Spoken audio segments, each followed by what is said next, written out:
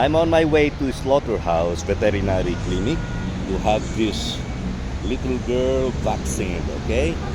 I'm here now at the Slaughterhouse Veterinary Clinic and they're going to vaccine, to give antibiotics and vitamins to Fuggy. Stay there, Fuggy. Huh? Just keep still. Okay, they're going to give now antibiotics.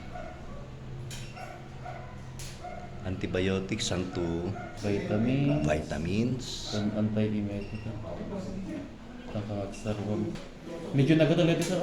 Nagatal? Ito yung last vitamin. Di ang good iso. Hamag kita yung baka sagit na yung... Ayun. Wait lang. Nalpas. Oo, nagatal. Ay, nagatal na yun. Di ba? Wanin. Hindi daw kanatasan. Nagpasan sir. Okay. So, that's it. Wala pang 5 minutes. Tapos na.